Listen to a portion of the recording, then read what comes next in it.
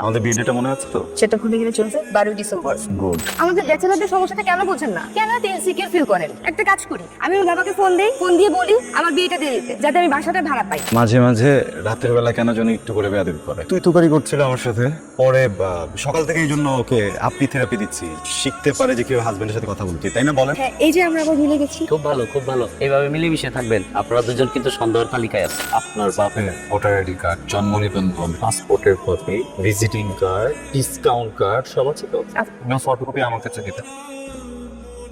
আমার বাসাটা খুব দরকার। আমাদের দেশের বাড়িওয়ালাদের সমস্যাটা কবে ঠিক হবে বলেন তো? আমাদের ব্যাচেলারদের সমস্যাটা কেন বোঝেন না? কেন এত ইনসিকিউর ফিল করেন? একটা কাজ করি, আমি ওর বাবাকে ফোন দিয়ে বলি আমার বিয়েটা দিয়ে দিতে, যাতে আমি বাসাটা ভাড়া পাই। বিয়েটা করে আমার জীবনটা নষ্ট হয়ে যাক, এটাই তো চান আপনারা, তাই না? যত সব গুণা হয়ে বিয়ে করে বাঁচা গেল। আমি এমনি চলতে থাকলে আমার তো বিয়ে হবে। পৃথিবীর সকল মেয়েদের সিলেবাসে একটা চ্যাপ্টার হতো, পরীক্ষা ফেল করলেই বাপ মা দুটো বিয়ে করে দেয়। আমাদের ছেলেদের সিলেবাস না জুড়ে না, এই ডিকশনারিটা তুই যা 1000 ওয়ার্ডের ভিতরে এই শব্দটা পাবেন। আমরা কেউ ডাক্তার, ইঞ্জিনিয়ার, পুলিশ বা প্রশাসন কলেজ করি, আমরা ভালো করে পড়ালেখা করি যেন আমরা একদিন ভালো একটা বিয়ে করি। তো সেই বিয়েটা করতে হলেও আমাকে বিসিএস পাস করতে হবে। বিসিএস পাস করতে হলে আমার একটা বাসা পাইতে হবে, কিছু কোথাও আমাদের কথা দিচ্ছে না। কিন্তু আমি একটা ব্যাচেলার, আমি ফাহাদ বিন আবরার বিসিএস এর ডিসিশন নিচ্ছি, হাফ টাইম পড়ালেখা করি, ফুল টাইম বাসে। আমি খুব টায়ার্ড। আমিও খুব টায়ার্ড, এত চেষ্টা করতেছি কিন্তু বাসায় পাচ্ছি না। বাসাটা খুব দরকার, যেখানে যাই ব্যাচেলার ভাড়া হবে। আমার একটা কথা বলো তো, আমাদের ব্যাচেলারদের কপালে কি লেখা থাকে হাই আমি ব্যাচেলার, আমি খারাপ মানুষ, অন্যগুলো থেকে আসছি, আমাদেরকে ভাড়া দিলে আমরা কামড় দিব? আচ্ছা, কি করা যায় বলুন তো? আপনার এনআইডি কার্ড বা পাসপোর্টের কপি আছে তো না? দেখুন, আমি কিন্তু কোনো রিস্ক নিতে পারবো না। এমনিতেই অনেক বড় রিস্ক নেওয়ার সিদ্ধান্ত নিয়ে ফেলেছি। আমি তো আপনার বাপের ভোটার আইডি কার্ড, জন্ম নিবন্ধন, পাসপোর্টের copy, visiting card, discount card সব আছে তো? আপনার ফটোকপি আমার কাছে দিতে। আমি আপনার সাথে সেট তো? আমি মেয়ে মানুষ। এটাই সমস্যা। গোছানো দা সুন্দর হয়েছে না? পছন্দ নেই হয়েছে তাহলে? না, মানে একটা বিষয় তো বাকি। কি? আমি তো মেয়ে মানুষ, হ্যাঁ, আমি কোন বোঝাতে পারে মানুষ? আমার একটা কমফোর্ট জোন দরকার। আমি সব ধরনের পোশাক পরে আপনার সামনে থাকতে পারবো। তো পরের কি দরকার? মানে সব ধরনের পোশাক পরে কি দরকার? এমনি এগুলো পরবেন? আমরা রাতে ঘুমালে মরার মতো ঘুমাই, কার পোশাক কিভাবে থাকে বলা তো যায় না। আমি কমফোর্ট ফিল হবে। আমরাও বুঝি, আমাদের বাগানেও সূর্য ওঠে, ঠিক আছে? আরে আজব তো, আমি কি বোঝাতে চাচ্ছি আপনি কি বুঝতে পারছেন না? বুঝেন। আমাদের দুজনের বেডের মাঝখানে একটা পার্টিশন দিব। এটা গ্রেট আইডিয়া। হ্যাঁ, ইন্ডিভিজুয়াল কিছু হয়ে যাবে। একটা কাজ করি তাহলে, স্টেইনলেস স্টিলের একটা অনেক খরচ হয়ে যাবে, পার্টিসিপেট লাগে। না, বাড়িওয়ালা সন্দেহ করবে না পার্টিশন বোর্ডার না। এটা ঠিক, আপনার তো বুদ্ধি আছে। কি করা যায় দেখা? পর্দা, ওঠে পরে ভুলো দুজনের বেডের মাঝখানে একটা পর্দা দিব, মানে পরেগুলো পর্দা দিয়ে পাঠিয়ে। পর্দা। Great idea. আচ্ছা বলুন তো এখানে কয়টা আনবো? 4টা। Now finally done. Hello mister, thank you. Welcome. আপনাকেও থ্যাংক ইউ, খুব সেফ ফিল হচ্ছে। আমারও। আচ্ছা রাখ না, আমি রিক্সা পেলে কল দিচ্ছি। কি? ওয়ালাইকুম আসসালাম। কি আজকে কি আমার চেহারায় কোনো পরিবর্তন আসছে?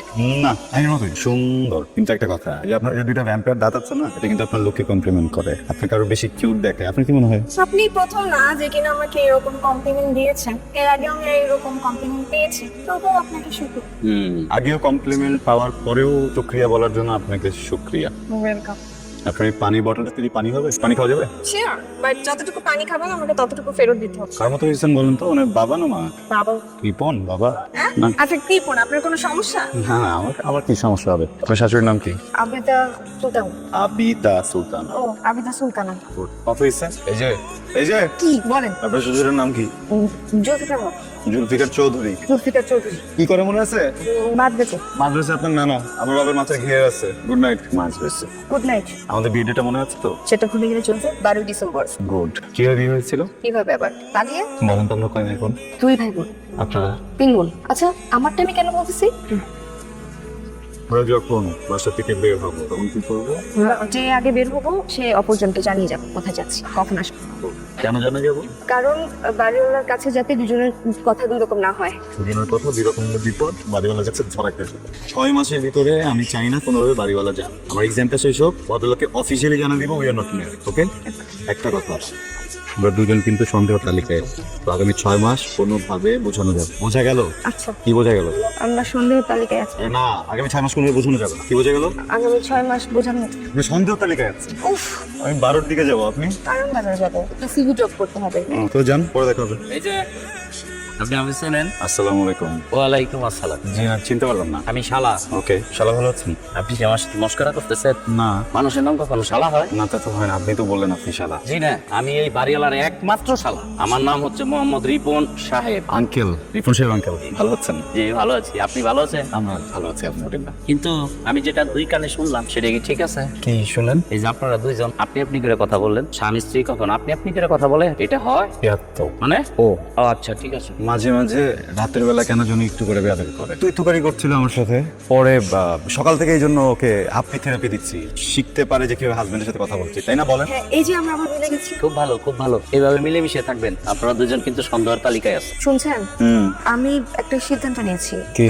আমি বাসা ছেড়ে চলে যাব। বাসা খুঁজছি অলরেডি, পেরিয়ে চলে যাব। কেন, কোনো সমস্যা? আমি আপনার সাথে ইনসিকিউর ফিল করছি। যেই ছেলের এক এক দিনে এক একটা মেয়ে লাগে, তার সাথে সিকিউর ফিল করা যায় না। আমার নিজেকে নিয়ে রীতিমতো ভয় হচ্ছে। দেখুন, যেহেতু মনে একবার ভয় ঢুকে গেছে, আমি ঠিক করেছি আমি পারবো না এখানে থাকতে, তাই আমি থেকে চলে যাব। আর আপনি আমাকে অনেক হেল্প করেছেন, আমি কৃতজ্ঞ আপনার কাছে। Most welcome. দেখেন, আপনি আসলে ভুল বুঝতেছেন। এখন আপনি দেয়ালের এক সাইড দেখে যদি একটা ধারণা করে ফেলেন, তাহলে তো হবে না। আপনাকে তো দেয়ালের একটা সাইড দেখতে হবে, তাই না? আর আপনি দেখবেন কিভাবে? আপনি তো আমাকে কোনো প্রশ্নই করেন না এই ব্যাপারে। ঠিক আছে, আপনার কথাই মেনে নিলাম, আমি ভুল দেখছি। কিন্তু আমি যে দেখলাম আপনার রুমে এসে একজন মেয়ে আপনার বুকের মধ্যে শুয়ে আছে, সেটা আমি ভুল দেখেছি। আরেকটা মেয়ে আপনাকে মুখে তুলে খাইয়ে দিচ্ছে, সেটাও আমি ভুল দেখেছি। আবার ওই মেয়েটা আপনাকে রাস্তায় ফুচকা খাইয়ে দিচ্ছিল, এটাও আমি ভুল দেখেছি। আর বাড়িওয়ালার মেয়ে তো আপনার প্রতি ফিদাই। এইগুলো দেখে না আমি আসলে আমি ইনসিকিউর ফিল করছি। আমি ভয় পাচ্ছি।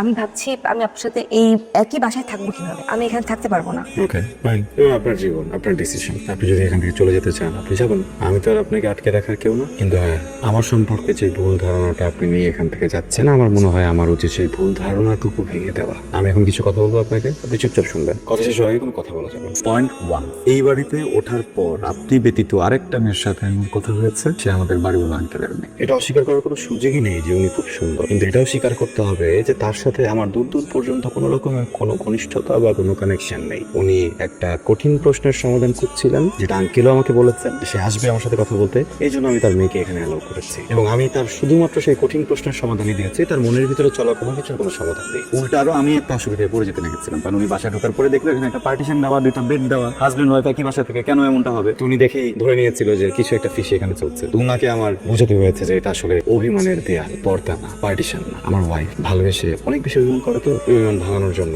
এই ব্যবস্থা করা হয়েছে। শুধু তাই না, আরো একটা মিথ্যা কথা বলেছি যে খুব দ্রুত আমরা বেবি নেওয়ার চিন্তা ভাবনা করছি, যেন আমাদের দুজনের মাঝ থেকে অভিমানের দেয়ালটা ভেঙে যায়। এবার আসুন পয়েন্ট 2, আপনি যে মেয়েটাকে দেখেছেন। আসসালামু আলাইকুম। উনিকে ও আসলে আমার মামাতো বোন। ও ছোটবেলা থেকে আমরাই কোলে পিঠে করে মানুষ করছি, এতটুকু ছিল।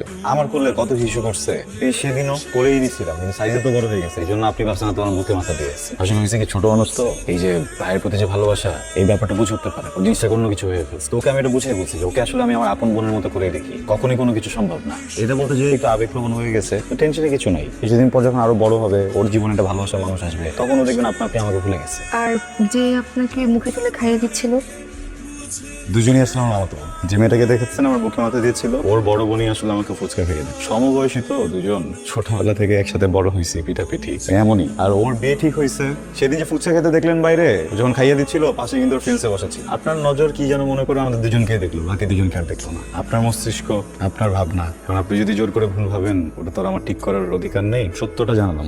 দোয়া করি যেখানেই যান ভালো থাকবেন।